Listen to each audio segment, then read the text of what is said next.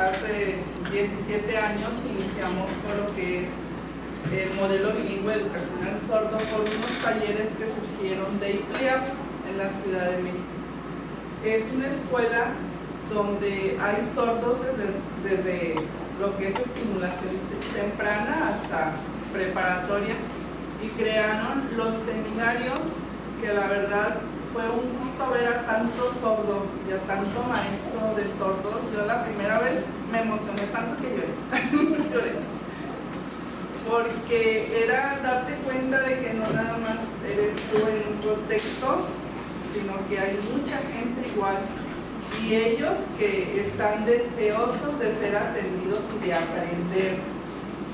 Entonces fue algo muy bonito. En esa ocasión vinieron intérpretes de Francia, de España, de Estados Unidos y el de México. Entonces teníamos a los intérpretes enfrente y era como que wow, ¿verdad? La interpretación en sus diferentes lenguas y con los sordos, porque pues no es universal. Cada país tiene su lengua. Se están queriendo sacar rasgos universales, pero para la cuestión de películas, de arte, de esta parte. Entonces, sí es algo muy bonito que a mí me apasionó. Mi experiencia fue de que pues yo salí de la universidad, de aquí, de este centro de estudios, de la Casa Máxima, diciéndome que el sordo se iba a orales. Durante mi trayecto formativo tuve a una alumna que tenía año y medio y me llevó con una pérdida de 120 decibeles, Sara Rizzo. Ahorita la legislatura pasada fue suplente de diputada federal, diputada local, no federal, ¿verdad? Diputada federal, y está completamente oralizada. Ustedes la ven, de hecho estudió aquí Ciencias de la Educación, y hasta que yo les dije sorda se enteraron que era sorda. Entonces, pero está perfectamente oralizada. Mariela es otra chica sorda que yo tuve y que también, pero a ella le costó mucho esfuerzo. A diferencia de una y otra, Sara había quedado sorda porque le pusieron un medicamento y le bloqueó la audición. Oralizada significa Que habla. que habla. Entiende lo que estamos hablando y puede entablar un diálogo como nosotros ahorita. Digamos, pero brevemente, ¿cómo llegó a eso? ¿Cómo logran eso? Lo que pasa es que son terapias de lenguaje que se le dan al niño sordo, en donde él articula y aprende a modular la voz, cosa que en el sordo de forma natural no se da, porque no nos escucha y para ellos implica mucho trabajo. Yo le atribuyo que Sara pudo hacer esto porque fue poslocutivo, ya tenía año y medio cuando perdió la audición, y que fue por un medicamento que mientras su cuerpo lo empezó a liberar, pues ella fue rescatando audición. ¿Sí? Ella se quemó con chocolate caliente y se le infectó. Su abuelita trabajaba con chocobanana y volteó la olla y se quemó el brazo.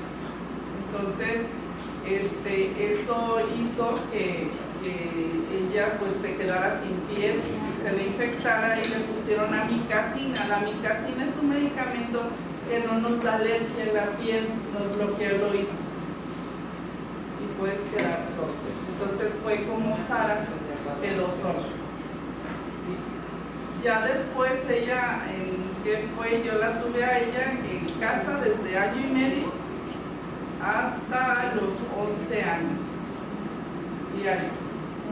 El compromiso de los padres pues también tiene mucho que ver. En casa ahí en su casa, que era donde yo atendía, trabajaba lo que era la parte de lengua de señas y la oralización, y a los padres yo les decía: ustedes quieren que se oraliza, solamente oralización. Entonces fue como se dio esa parte. Y con Mariela igual. Con Mariela incluso duele oírla hablar, porque agudiza mucho la voz y la hace como muy chillona. Entonces habla señas pero oraliza, y cuando oralizas tú sientes como forza su garganta y dices, ¿no le duele? O sea, eso es a lo que se llega. Y pues yo llegué, egresada de la Universidad de Colima, a un camp Helen Keller en Manzanillo, y yo dije, a mis sordos los voy a organizar porque pues, así me enseñaron. Y llegó un grupo con 14 sordos, y todos hablaban señas, y la discapacitada de la maestra. Exacto. La discapacitada de la maestra porque no me podía comunicar con ellos. Entonces yo dije, santa madre de Dios, ¿qué voy a hacer? Dije, matemáticas 1, 2, 3 y ese facilito. Aquí con palitos y bolitas. Entonces, así empecé mi historia con los sordos. Son excelentes matemáticos porque a la maestra le encantaban las matemáticas. Ya un día me sentaron, como la semana que me vieron como perdida, porque en ese tiempo la maestra Olivia González, que también es una de las maestras que trabaja con el sordo, ya jubilada, había pedido permiso por 3 meses, entonces me habían pasado a sus alumnos, aparte de mi grupo.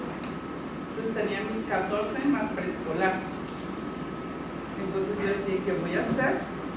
Entonces sí, como los maestros de que pinta la hojita y eso, sí empecé porque no sabía qué hacer, la verdad. Y lo que había y lo que sabía en ese momento, y que a ver, quién se va a oralizar, quién no se va a oralizar, ahí quise hacer mi diagnóstico. Y ya ellos un día me dijeron, se sentó Maribel, que fue era la más grande en ese entonces, y me dice, mira, alumna, y ya me dice alumna. Y tú eres la maestra, ya me escribió maestra. Dice, ahora cambia. Tú eres la alumna y nosotros somos los maestros. Y me sentaron, me dieron un libro de lengua de señas y ahí empecé. Y ahí empecé mi transitar con el mundo de los sordos, que me apasiona, me gusta mucho, trabajo con todas las discapacidades. ¿Te resististe por un poco? No. ¿Ya entendiste que...? Yo entendí que lo que necesitaban era lengua de señas. Desde ahí. Cuando ellos me pusieron el libro enfrente, dije ya, o sea, de aquí lo vamos a poner. Ya después llegó la maestra Vina, inicié con ella y me fui con el padre Vázquez Lara, que en paz descanse, que es un padre que inició la educación especial en Colima porque tenía ciegos, sordos y síndrome de Down, y los preparaba para el trabajo y para la vida. Y en esa comunidad pues tenían los sábados y los domingos, tenían lo que era el catecismo, y yo en ese entonces di INEA primaria y secundaria para 67 sordos. Entonces terminamos de ahí lo que fue primaria y secundaria, y pues empezamos a tocar puertas donde seguía el bachillerato, y pues nos ofertaron iniciar un CAE, el cual coordino desde hace 13 años aquí en CENETI 19, y empezamos con lo que fue el bachillerato para las personas con discapacidad, los CAE. Y en ese entonces, en la primera generación teníamos 17, empezamos en 2019 con 17 sordos y 47 alumnos. Y ya para cuando inició el 2020, ya teníamos 97, y esa generación ya fue creciendo. El CAE llegó a tener hasta 250 alumnos, entre sordos, ciegos, motrices, intelectuales. Y lo que hicimos, pues la primera generación fueron de 74 sordos que egresarían. Las maestras iniciaron con el aprendizaje de la lengua de señas, a trabajar con ellos. Como ellos decían que veíamos ayer con Ulises, veíamos señas, decían las maestras, y para literatura esta seña, ¿cómo? Créala con ellos y la manejamos dentro de la escuela. Tú diles que la seña va a ser para aquí, que no es una seña establecida para afuera. Como ayer ellos que hacían Jean Piaget de una forma, y nosotros Jean Piaget aquí la tenemos, JP, Jean Piaget, y y ayer ellos me hacían otras señas. Y ayer. Ajá. Ajá. Y en Puebla es así. Ajá. Entonces, ¿Cómo? Perdón. JP. Entonces, es lo que yo les digo, o sea, diga niño, escuincle, chiquillo en una sola lengua no se puede. Entonces, ellos tienen sus regionalismos y sus señas creadas. Entonces aquí ya tenemos 3 señas de una sola, pero se entiende porque luego me dicen, ¿esa seña de qué? Ya como ayer que yo les dije, ya fui ayer y ya ellos me dieron la otra seña. Entonces ya juntas el conocimiento que tienes de los regionalismos o de las señas. ¿Sí? Bueno, en México se han implementado diferentes políticas públicas, lo que nuestra Constitución también dice en el artículo 1, que ya lo conocemos, que es una educación igualitaria, sin discriminación, y que ya lo conocemos, que nada más está en papel, ¿verdad? Porque estamos como si que lo hacemos y no lo hacemos en las escuelas. ¿Por qué? Porque hablamos de una inclusión donde a veces los alumnos se siguen integrando y no se les da lo que requieren. Y no nada más hablo de los sordos, hablo de todas las discapacidades y es la realidad de las personas con discapacidad. Yo creo que en muchos de nuestros estados todavía, que hay intentos por parte de algunos de tratarlo de hacer, sí lo hay, o de centros que sí se comprometen, porque más que nada es compromiso. Entonces, el compromiso, que el maestro le guste y se apasione por el trabajo con las personas con discapacidad. Está la ley, Ley General de Inclusión para Personas con Discapacidad, donde se reconoce la lengua de señas en el artículo 12 como ya una lengua del patrimonio cultural de nuestra nación. Entonces se encasilla la lengua de señas con el mixteco, el zapoteco y eso, pero no se reconoce la lengua de señas. Tú dices lenguas indígenas y hablas en general, o lenguas del patrimonio, pero no dicen lengua de señas. Entonces ahorita el sordo está luchando porque sea parte de ese rubro la lengua de señas mexicana, para que en verdad se visualice, porque entonces está pero no la vemos, porque no está escrita. Ajá. Y en el capítulo 3 pues ya habla sobre todo lo que es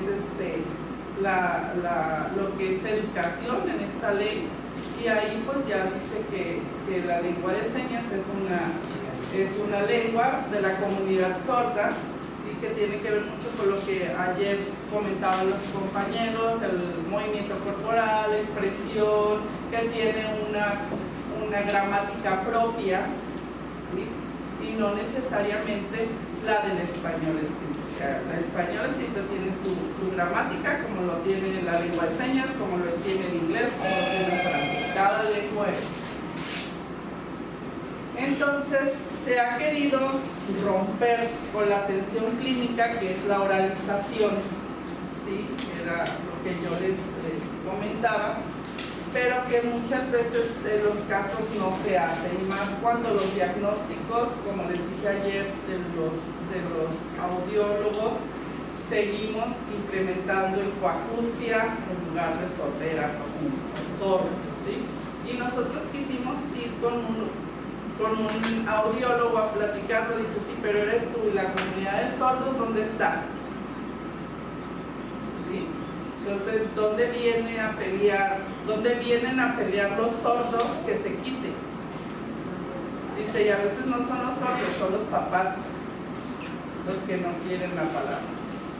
Y pues a veces son los maestros los que no queremos interpretar el concepto completo, y ahí lo dejamos, ¿sí? Y también los que están detrás de todos estos docentes que no se ponen a ver el concepto completo y dicen, ay, sigue como hipoacúsico, es más fácil para nosotros. Y entonces lo podemos oralizar. Y no te exijo tanto que le des señas, porque y en lugar de sacar una ley que diga esto, pues mejor lo pasamos por pasar.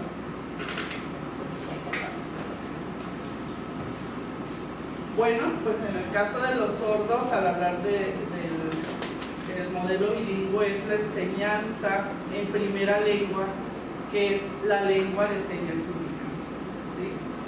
Y como segunda lengua el español escrito. No sucede con nosotros los oyentes porque nuestro español es como lo hablamos, lo escribimos, ¿sí? Entonces el niño oyente tiene lo rico de que lo está escuchando y lo puede plasmar en el cuaderno. El sordo no, ¿sí? Tiene que entenderlo. A mí no me sirve que un sordo esté oralizado o que lea si no entiende y no comprende, ¿sí? No tiene caso. Ale, y mira, y fue lo que pasó en la convención de Salamanca, que lleva a un hipoacústico. Fue cuando empezó el problema de la oralización y que la chica leyó ahí y que todo, dijeron el sordo se oraliza, pero porque el nivel auditivo se lo permitió, el nivel de pérdida. Y entonces dijeron el sordo puede hablar, pero no era así, ¿sí? Entonces, para ellos la enseñanza de su lengua es fundamental. Para aprender, tienes que tener una comunicación y la atención, ¿sí? Para que nosotros podamos dar conocimiento. En este caso,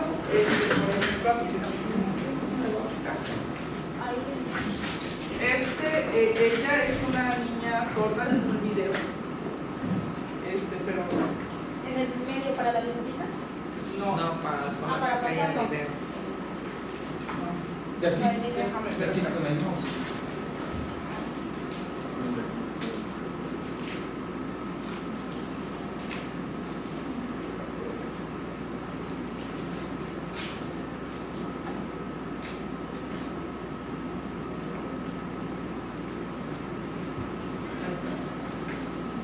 Ella es Carol, es una pequeñita que tiene 2 años. Gracias.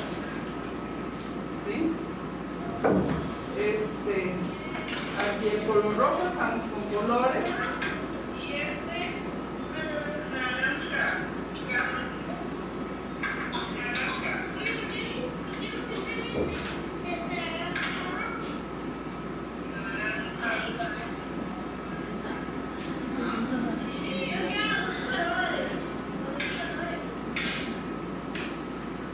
Entonces aquí vemos que pues la lengua de señas empieza en cualquier edad, ¿sí? Y la comunicación también, o sea, no tiene edad. Y ella ya le cambió. Sí.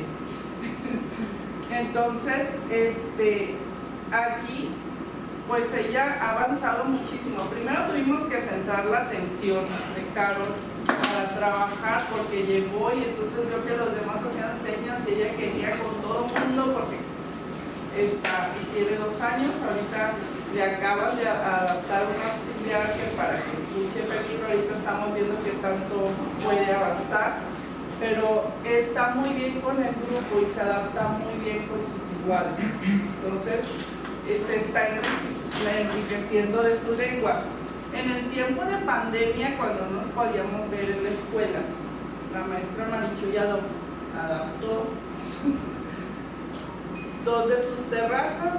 Esta es la de arriba, él es Juan Diego, que estuvo aquí, es un modelo lingüístico. Íbamos por los niños a su casa, porque se nos atrasaron muchísimo.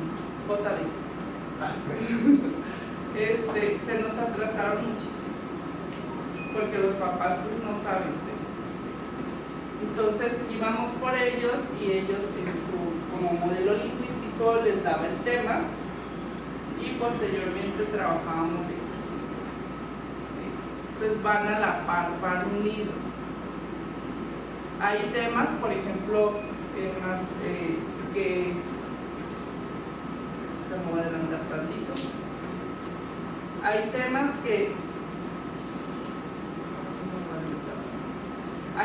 que doy como maestra y luego él refuerza y entra y se los vuelve a explicar de forma más natural, ¿sí? Entonces yo les explico el tema y él va viendo las caras de todos. Y luego me dice, él está más bajito, necesitamos bajarle más. Y les vuelve a explicar el tema. ¿Sí? Entonces se apropian del conocimiento de forma natural, con él como modelo de su lengua, y como maestra yo trabajo lo que es el español escrito y pues sería lo ideal en eso. Ahorita nuestro grupo pues nada más comprende de 4 alumnos y uno tiene discapacidad intelectual, motriz y auditiva. Que ya empezamos porque primero no tenía atención y ahorita ya empieza con los demás a comunicarse y empezar a adaptar todas estas señas. Bueno, pues ya lo mencioné que la primera lengua materna para ellos es la lengua de señas y que la segunda es la lengua escrita. Cruz, Miroslava, es una lingüista que como Boris ha estudiado lo que es la gramática de la lengua de señas. Ahorita los que están muy a la boga son los franceses, entonces están con lo que son los clasificadores. De hecho creo que ya les cambiaron el nombre de clasificadores a performadores, algo así. Ya clasifican en 2, ya no se clasifican en tantos. Entonces son los que más están avanzando en el estudio de la lengua de señas. Y pues como intérpretes, pues es capacitarnos porque es nos comentó José Luis Magaña, Ulises, José Luis Magaña, que es con el que estamos tomando ahorita el curso de gramática de lengua de señas. Es con el que empezamos a ver y una de las intérpretes fue la que lo mencionó. Y ya dijo él que se llamaba perforadores, se clasificaban en 2. Marichuy. Pero no. ¿Descriptores? No. Descriptores, ¿no? No. Eso es como para decir que es un clasificador con ellos. Pero es ver la lengua de señas de forma más natural. ¿Sí? Pero eso es otro tema. Aquí lo del modelo bilingüe, pues lo importante aquí es tener a nuestro modelo bilingüe, como lo son ellos, pero ellos están en un departamento y los que tenemos aquí en Colima sí están en aula. Son 4 que se lograron poner en las escuelas a partir del acuerdo 594 que se dio estatal, y hay 2 en la escuela Carmen Cerdán en primaria, hay una en la escuela Club de Leones, lo cambiamos está allá, Club de Leones porque antes estaba en Cuauhtémoc, en la Club de Leones, y Juan Diego, que es sordo profundo y nato, que está en CAP. Los otros chicos son hipoacusianos, pero manejan la lengua de señas.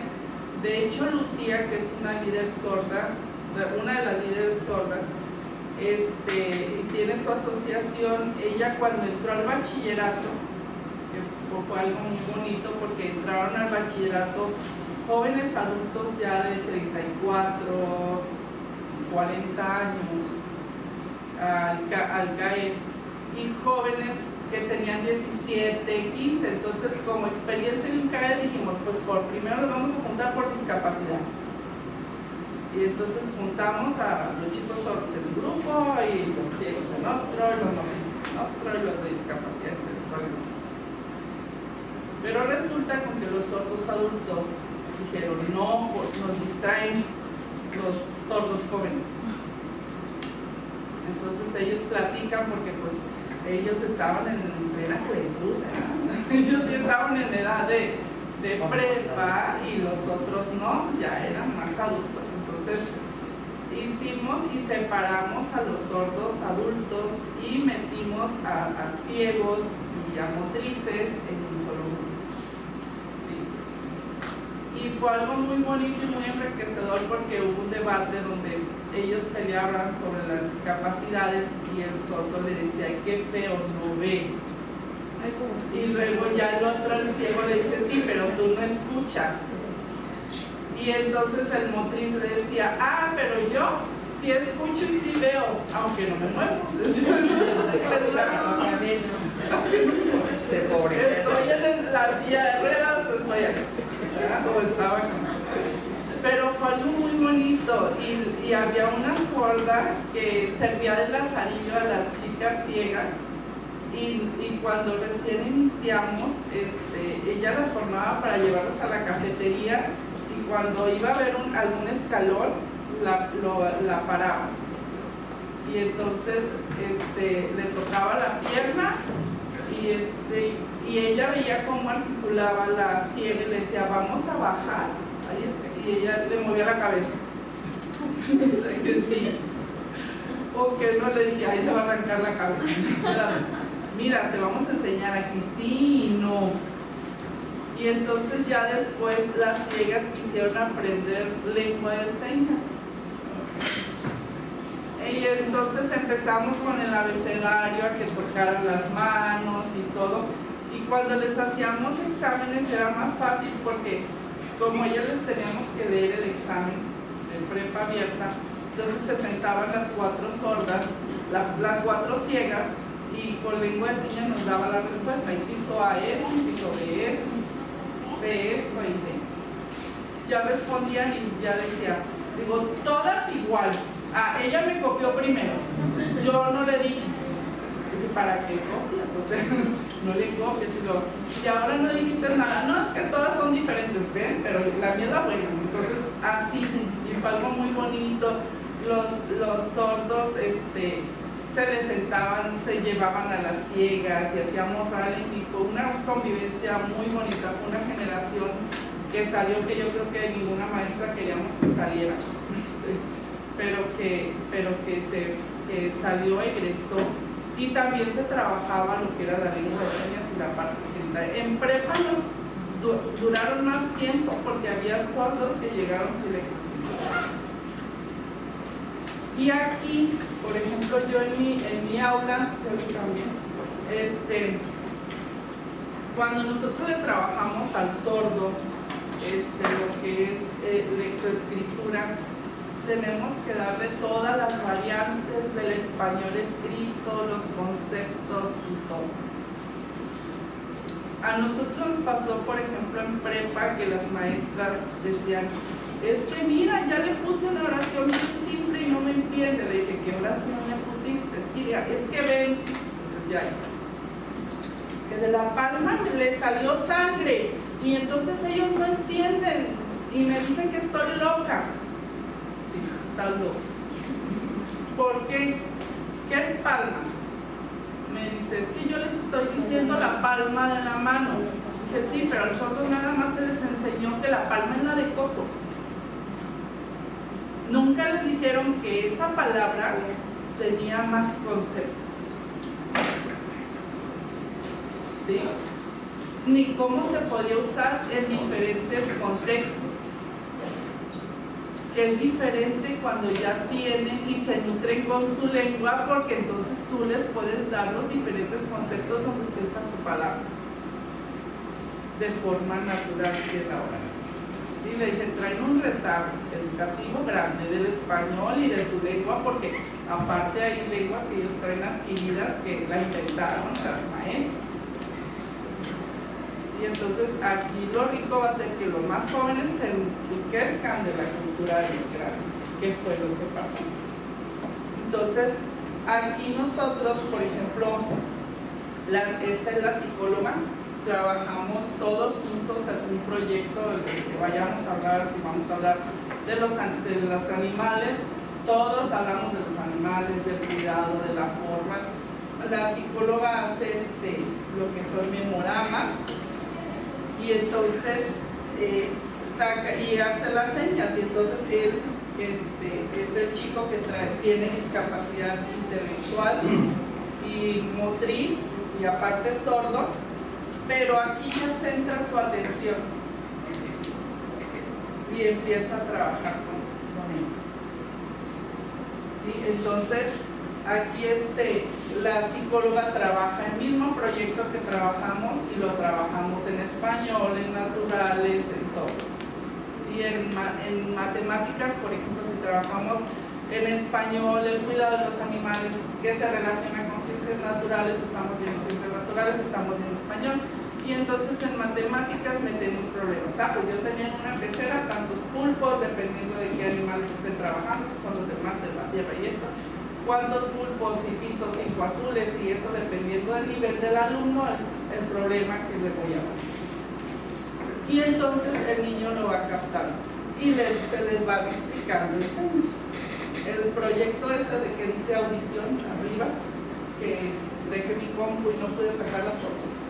Fue un proyecto que también lo trabajamos con los papás, porque también tengo escuela para padres y van 2 días a la semana a trabajar con sus hijos para ellos saber cómo están trabajando y compiten, porque el vocabulario que les digo se los pregunto y ponemos mamá de Lorena, tas, y los niños. Entonces empezamos y sacamos las tarjetas y entonces empiezan, tu mamá no sabe, fíjate, no estudió.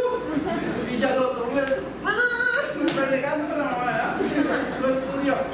Y entonces empezamos a poner caritas felices o caritas tristes o así. Y no sabe, tu mamá no estudió. Y entonces, y ya pues la tuya tampoco no se la supuesto.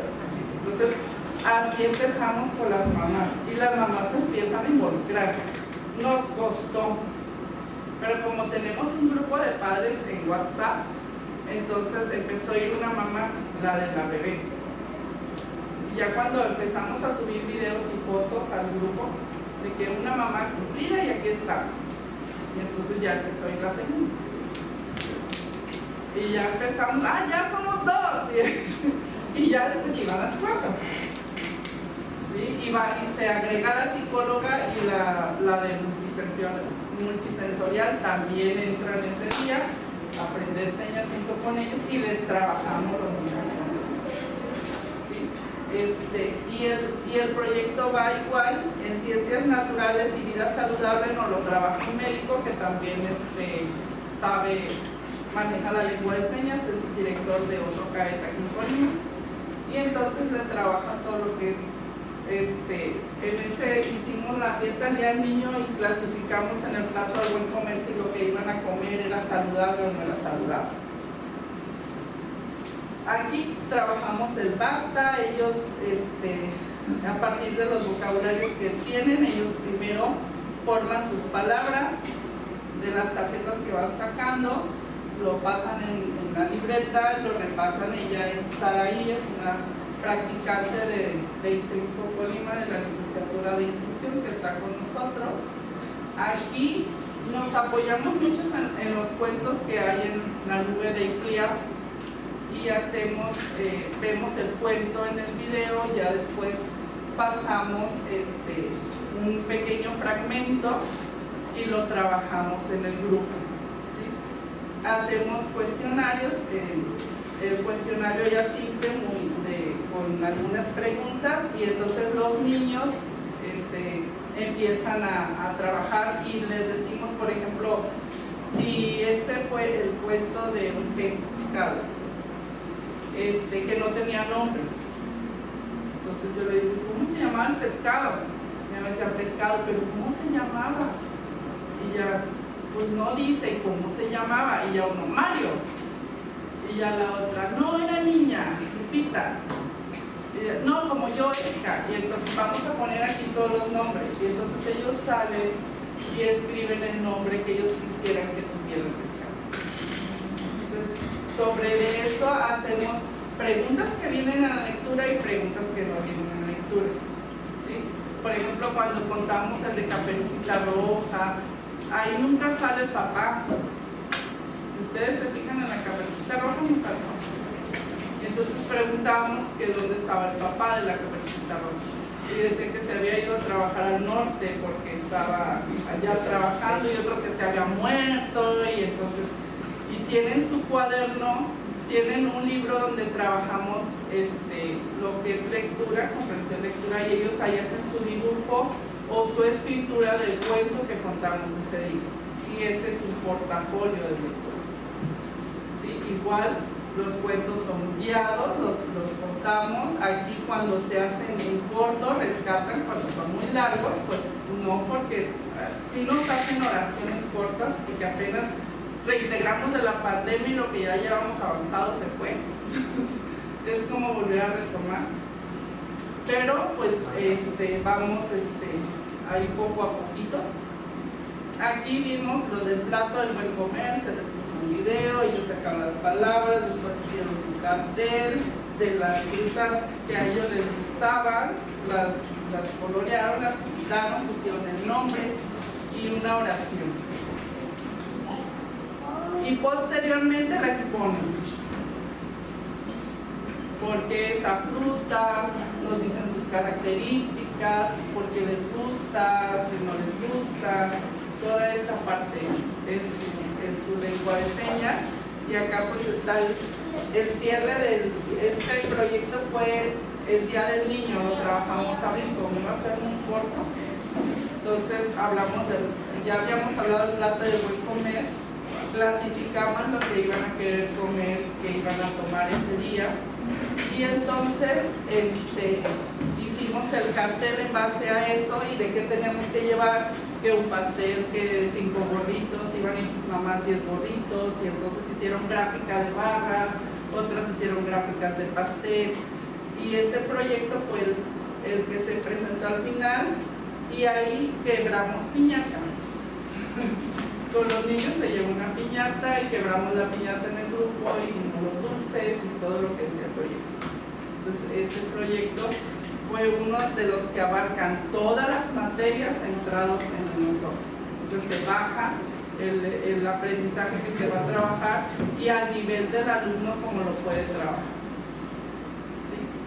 Lo que fue, aquí ya no lo tengo, en lo que es prepa, se trabajan más que nada cuestionarios, porque en CAED, los que ya han cruzado CAED, pues es el que ellos respondan en opción múltiple, y el examen viene de nacional y no trae ninguna adecuación ni en vocabulario ni en nada. Entonces ellos lo trabajan las maestras en aula 2 días a la semana. Los más bajitos vienen 3 días y ya presentan su examen y es como acreditan la prepa en CAED. En lo que fue Sharon, fuimos a tocar puertas ya que salieron de lo que fue CAED, que fue educación media, y 2 instituciones privadas nos abrieron las puertas, porque venimos a la Universidad de Colima y Sara Griselda, que fue mi maestra,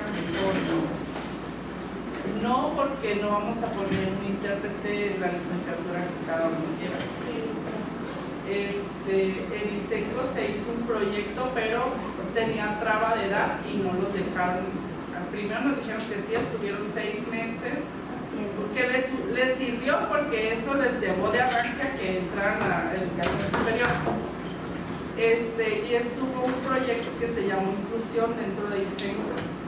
Duró 6 meses y los maestros los prepararon en diferentes temas, y también estábamos ahí interpretando, y fue lo que les dio el boom para que ellos pudieran entrar a educación superior.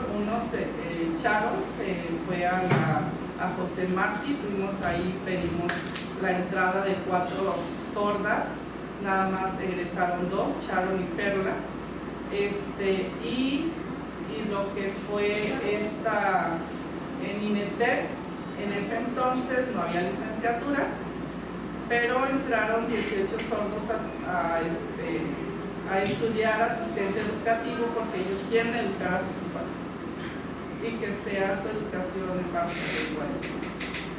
Y ya posteriormente le pidieron a la escuela que ampliara a licenciaturas, y entonces crea el Instituto de Licenciaturas y empiezan a estudiar la licenciatura en Ciencias de la Educación, 8 sordos de los que egresan de asistentes educativos.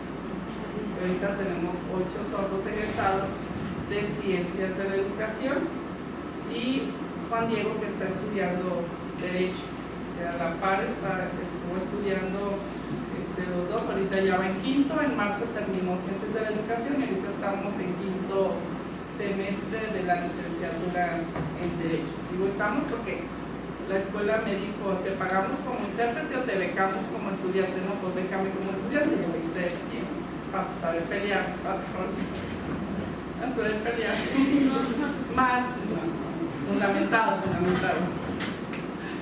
Entonces es el trabajo que estamos, fuimos y hicimos examen con Sharon en la maestría de UPN y ahorita tenemos a Sharon estudiando ahí la maestría, que le decían qué rama iba a estudiar y ella dijo español y le dije, te ofertaron formación si quieras. No, español, para corregir. La verdad es que nos ha costado trabajo porque hay maestras que son flexibles ante su español y hay quienes no lo son. Entonces, esa parte de que no tiene la competencia lingüística para escribir un texto y lo escribe, yo le digo, a ver, escríbelo. Entonces, ya ella escribe su idea y ahora le digo, ahora, ¿qué quisiste decir con esto? Y entonces me manda el video y le acabo de completar lo que es y se lo mando. Le mando el suyo y le mando lo que es para que ella vea la diferenciación de su estructura y de la de nosotros y vaya mejorando. ¿Sí? Pero si le digo, hazlo tú y yo te lo reviso. No le digo, yo lo voy a hacer. Y ya si ella me dice, es que no puedo, entonces te quedas sin entregar tareas. Entonces ya se pone y hace y ya manda el video. Pero sí es también como que hacerlos responsables de que son sus tareas y de que ellos tienen que ver esa parte. Pero sí la parte esta de que si en el futuro, porque van a tener a lo mejor sordos,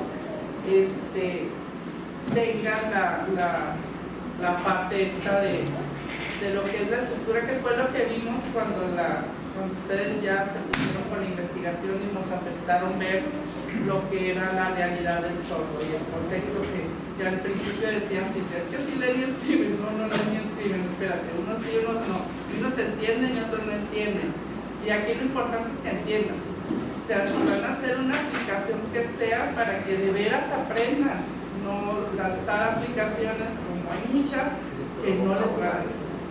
Entonces, en esa parte agradezco que el equipo me haya tomado en cuenta las observaciones y que hayan bajado su proyecto al nivel que ellos necesitan.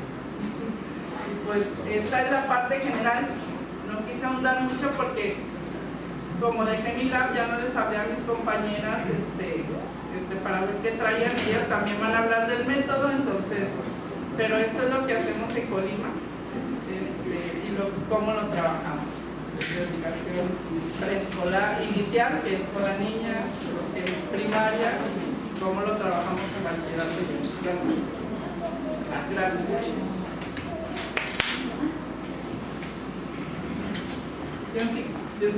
¿Preguntas?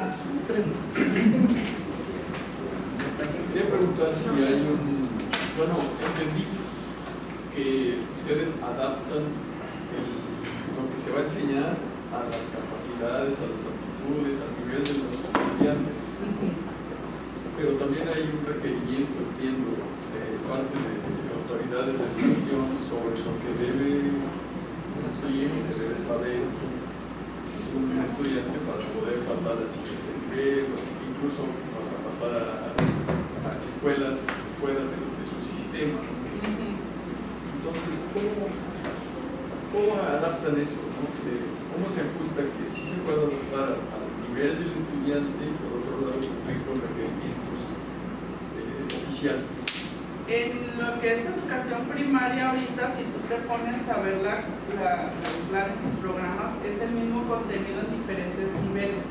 Por ejemplo, si en primero nada más deben de señalar su nombre, en segundo ya lo van adaptando. Entonces, como que si yo, por ejemplo, voy a ver, ahora que vimos lo que fue el Día del Niño, yo tengo un grupo multigrados, tengo alumnos de segundo, tengo alumnos de quinto y de cuarto. y la chiquita, pero la chiquita nada más va 2 horas después de las 10 y trabajamos lo que es lengua de señas. Entonces, si el niño que apenas inicia con lo que es la lectoescritura, y yo voy a ver lo del día del niño, ¿qué vamos a comer? ¿Qué frutas te gustaría comer ese día? Pues si él no me lo sabe escribir, me lo va a dibujar. Pero el que ya está en un nivel más avanzado me va a escribir el nombre de esas frutas que él quiere. Y el que está más avanzado me va a hacer oraciones sobre lo que él quiere. Entonces, es el mismo contenido, pero en diferentes niveles. Entonces, tú tienes que llevarlo, por ejemplo, con ellos llevamos para los chiquitos, llevamos las frutas, incluso hicieron en masa las frutas, y con los que ya están más avanzados llevamos oraciones para que ellos los formaran. Y ahorita la chica que tengo yo conmigo, que está en Liceco, que es la de octavo, está haciendo su tesis sobre el trabajo en el aula, dice: maestra, mire, es que ya me identificó las palabras, pero no me las escribe. Es que es otro proceso. Es escritura. Ajá, es que es otro proceso. Y ella sí los escribe y las identifica, sí, pero él no, que es diferente. Entonces a él ya ahorita que nos las identifica hay que empezarle a trabajar la filología, hay que empezar a trabajar de esta forma para que él se apropie de la palabra escrita y ya la pueda sacar por sí solo. Usted le pone y él relaciona dónde va la palabra, pero a la hora de que escríbelo, te escribe la primera, la segunda y letra y ya se queda ahí. Entonces son procesos distintos y tiene que ver mucho con el apoyo en casa. ¿Sí? Entonces, por ejemplo, de los contenidos iguales en diferentes niveles, es en todas las materias y también para en mi grupo sí, porque es mi grupo. O sea, en mi grupo es el contenido. Por ejemplo, yo te digo, saco el proyecto, podríamos decir, costumbres de Colima. Y entonces en español voy a ver pues que el alumno se exprese oralmente, estimó los aprendizajes. Entonces ahí voy a hacer algo que él pueda exponer, porque a lo mejor es el proyecto final, que me exponga qué aprendió. Y en ciencias naturales, por ejemplo, que me identifique qué tienen las comidas, cómo lo van a hacer, qué es lo que van a hacer, igual en vida saludable, que se relaciona con ciencias naturales. Y entonces en historia, ¿cuál es la historia de ese alimento que van a tener? En geografía puedo ver, por ejemplo, en qué municipios, en qué estados, en qué municipios de Colima se da esa comida, y si en otros estados a lo mejor también, por ejemplo el pozole, que se acostumbra en varios estados de diferente sabor o de diferente forma, porque en unos es rojo, en otros hicieron investigación, en uno le pusieron aguacate y que le echan chicharrón y que le echan no sé cuánto y decían guácala, o sea, pero lo investigaron y lo pusieron, y en geografía dónde estaba ubicado.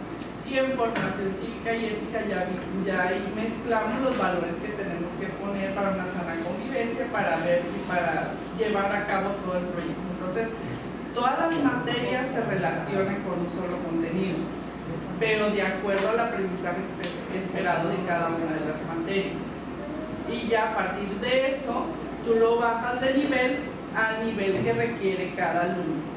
Al menos en grupo es diferente que en Isaer. Es diferente que allá ahorita la maestra va a trabajar en Isaer. Nada más para infiero que la duda va en cuestión de por qué pasa si todos tenemos un perfil de egreso y entonces cómo se compara. Cuando el día de ayer presentaba yo que se estructura un portafolio.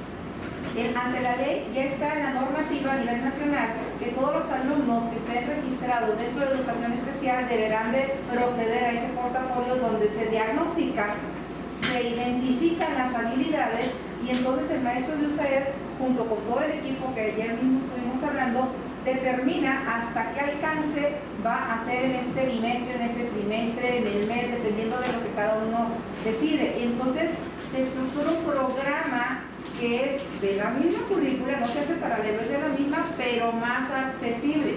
Hay maestros que dependiendo de la necesidad de la persona sorda o de cualquier discapacidad, va a elegir determinados y va a eliminar otros. Hay otros que dicen no, yo solamente voy a adecuar materiales y recursos y nos vamos con toda la currícula, pero está acreditado para que sea un apoyo y un recurso.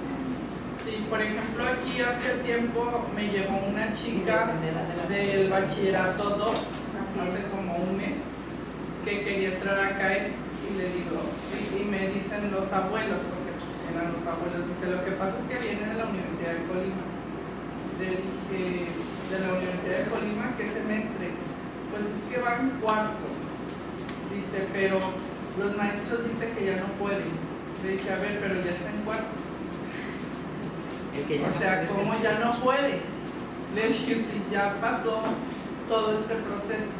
Entonces nos relacionamos con Fabi Soto y ya le hablé yo, que es del departamento de inclusión, le dije, a ver, tenemos este caso, yo la puedo aceptar porque conmigo se va a ir rápido. El caso es que entonces, ¿qué estamos haciendo si estamos hablando de una inclusión educativa? Y la chica psicoacústica te responde, está perfectamente oralizada porque su nivel de pérdida se lo permite. Nada más que la chica me dice que el maestro no se quiere poner careta, no se quiere quitar el cubrebocas, no le lee los labios y la chica no sabe lengua de señas porque todo el tiempo ha estado oralizado. Entonces, necesito que tus maestros se pongan careta, necesito que si quieres hacemos una plática para tus maestros y ver cómo la pueden atender y desde cómo podemos hacer esa adecuación con los contenidos. Y la chica necesita salir ahí, el bachillerato, que ya está en cuarto, le faltan 2 semestres. Entonces fue lo que trabajamos con ella, pero también los maestros de la universidad son muy celosos y tampoco se dejan, igual que en educación especial, orientar. Son maestros, sí, son maestros, son de otro nivel. ¿Cómo vas a venir a por? Igual en educación especial pasa, tú eres la mala y tú eres la que sabes todo y tú eres la que te crees y pues igualito pasa con los compañeros de educación especial. Y tienes trabajo Del mismo nivel. Entonces, y hablan por detrás de las espaldas, pero así pasa. Entonces, aquí ya depende, como yo te digo, del compromiso que como maestros tenemos, y es decir, pues no sé. O sea, nosotros tenemos, no sé cuántos años tiene Ulises interpretando, ya bien, porque yo... Sí, 3 años. Y nos falta, o sea, nosotros no decimos ya estamos preparados, porque la lengua cambia y avanza. Y hay correcciones y te corrigen, y que si es jefe, y que si es director, y que va acá arriba, y que no va aquí abajo, que no me gusta como interpretas, pues no te gusta, pero lo interpreto. Entonces es esa parte, el celo también profesional que se tienen entre los intérpretes, la verdad es muy feo el interpretación. Nosotros es muy feo, o sea, si como maestros somos, como intérpretes, yo creo que somos peores. Entonces, sí, hay grupos. Hay grupos y si tú no perteneces a ese grupo no tienes valor. Entre los sí es igual. Pero todos hablados. Pero sí, como la entonces, pero en lugar de trabajar conjuntamente para unos, que yo es lo que digo, a mí déjenme trabajar desde mi trinchera y yo sigo trabajando y hay que se haga bola el mundo entero. Yo trabajo conmigo, es lo que hago, y es lograr que se abran puertas para los sordos y seguir accesando a lo que es educación superior. Entonces, esta es la meta. Yo no pensaba tener una maestría y ya está la maestría. Entonces, pues ahí vamos, tocando piedras y poco a poquito abriendo puertas en Colima y esperemos abrir muchos. Gracias. Gracias, maestra.